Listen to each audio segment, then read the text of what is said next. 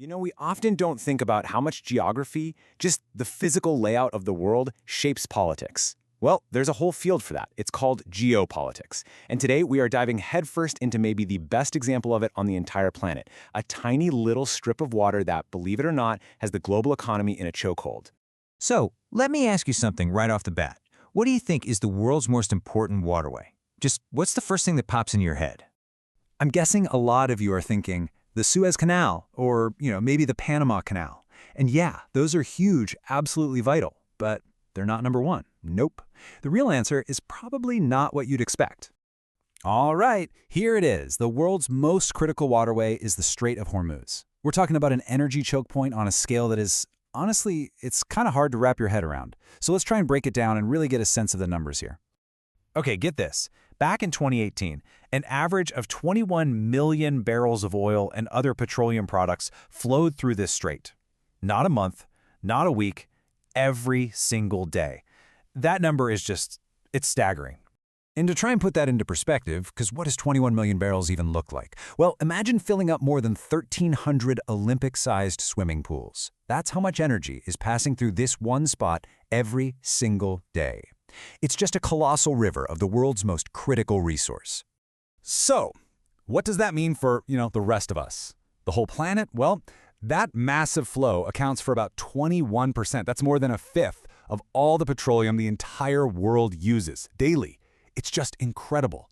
One tiny strait controls this huge slice of the global energy pie. And listen, it's not just about oil. We're talking a third of all oil that travels by sea. And on top of that, a quarter of all the natural gas that's traded internationally. It all funnels through this one spot. So the main takeaway here, its dominance over the world's energy markets is, well, it's absolute. Okay, so where on earth is this place? This strait that holds so much power? Let's pull up a map and get our bearings. Right. So the Strait of Hormuz is basically the only way out of the Persian Gulf by sea. It's this narrow passage that connects the Persian Gulf to the Gulf of Oman. And from there, boom, you're in the Arabian Sea and you can get anywhere in the world. And here's where things get really interesting and complicated. Look who borders it. You've got Iran to the north and Oman and the UAE to the south. That specific geography puts it smack dab in the middle of one of the most politically charged regions on the entire planet. So now let's talk about the logistics. How do you actually get these massive ships through here? Because when you look at it, it's basically like trying to thread a giant needle with a skyscraper. So at its tightest spot, the strait is only 39 kilometers wide. That's about 24 miles. But here's the kicker.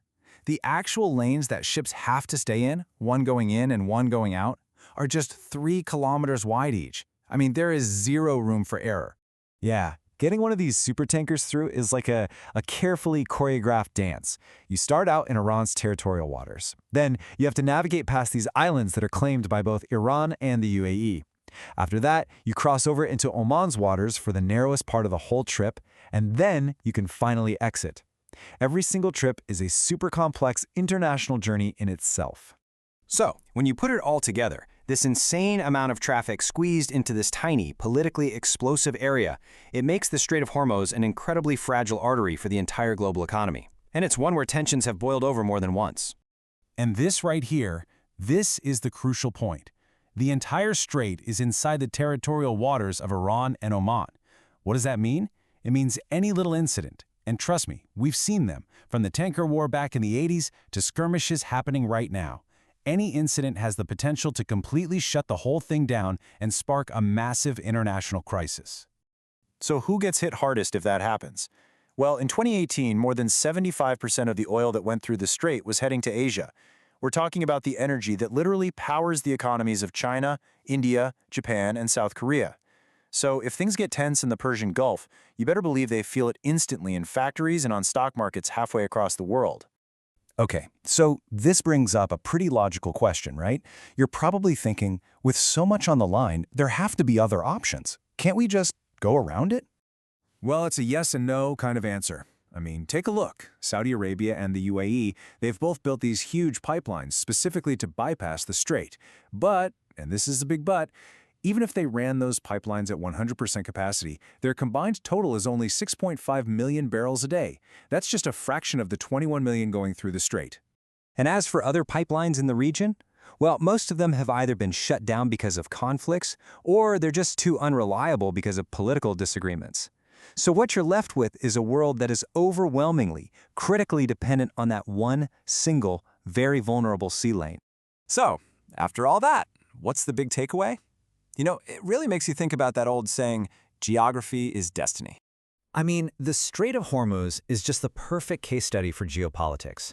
It's Exhibit A. You have a simple geographical fact, a narrow bit of water, and that one feature has created one of the most complicated, high-stakes political chessboards in the entire world. So if you remember just one thing from all of this, let it be this. This tiny, 39-kilometer wide strip of water is the single most critical and the single most vulnerable artery for the entire global economy. Plain and simple, its stability is our stability. And that leaves us with a pretty big question for the future, doesn't it? You know, as the world starts to shift more and more towards renewable energy, will this strait, this powerful oil artery, just become a relic of the past? Or will new conflicts, new powers, and new resources find a way to keep this little choke point right at the center of the global stage? It's something to think about.